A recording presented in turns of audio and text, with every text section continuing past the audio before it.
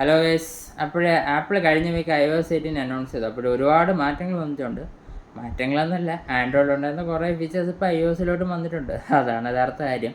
First ഉണ്ടെന്ന് വെച്ചാൽ teenage dialling എന്ന് വെച്ചാൽ നമ്മൾ ഡയലറിൽ കയറി നമ്പർ അടിച്ച് ആൾക്കാരുടെ പേര് കണ്ടെത്തി കോൺടാക്ട് ചെയ്യുന്ന ആ ഒരു പരിപാടിയില്ല, അത് iOS-ലോട്ട് വന്നിട്ടുണ്ട്. പിന്നെ വേറൊരു കാര്യം, കൺട്രോൾ സെൻറ്ററിലെ കസ്റ്റമൈസേഷൻ കുറേ കൂടെ എളുപ്പമായി. അല്ലെങ്കിൽ സെറ്റിങ്സിലൊക്കെ പോയാണ് ചെയ്യേണ്ടിയിരുന്നത്. ഇപ്പം കൺട്രോൾ സെൻറ്ററിലെ പേജിൽ തന്നെ നമുക്ക് ഇഷ്ടമുള്ള രീതിക്ക് എലമെൻറ്റ്സ് അറേഞ്ച് ചെയ്യാം, റീസൈസ് ചെയ്യാം, എല്ലാം ചെയ്യാൻ പറ്റും. വേറെയും കുറേ ഓപ്ഷൻസ് വന്നിട്ടുണ്ട്, അത് നൈസാണ്. പിന്നെ ആപ്സ് ഇഷ്ടമുള്ള രീതിക്ക് നമുക്ക് എവിടെ വേണോ ഹോം സ്ക്രീനിൽ പ്ലേസ് ചെയ്യാം. ഈ ആപ്സിനെ നമുക്ക് കളറൈസ് ചെയ്ത് അടിപൊളിയാക്കാം, ആൻഡ്രോയിഡിലെ മെറ്റീരിയൽ പോലെ. പിന്നെ വേറൊരു കാര്യം എന്തെന്ന് വെച്ചാൽ നമുക്ക് ഗെയിം മോഡ് iOS-ൽ വന്നിട്ടുണ്ട്, മെസ്സേജസ് ഷെഡ്യൂൾ ചെയ്യാം. പിന്നെ ഇതുപോലെ ഒരുപാട് എക്സ്ട്രാ കുറേ ഫീച്ചേഴ്സ് iOS 8-ൽ വന്നിട്ടുണ്ട്. ഫൈനലി ഒരു നല്ല അപ്ഗ്രേഡാണ്. ആൻഡ്രോയിഡ് യൂസേഴ്സ് ആഗ്രഹിച്ച കുറേ ഫീച്ചേഴ്സ് ഈ iOS 18-ൽ വന്നിട്ടുണ്ട്. ഇത് എപ്പോഴും വരുമെന്ന് വെച്ചാൽ iPhone 16 റിലീസിലായിരിക്കും നമുക്ക് ഇതിൻ്റെ സ്റ്റേബിൾ അപ്ഡേറ്റ് വരും.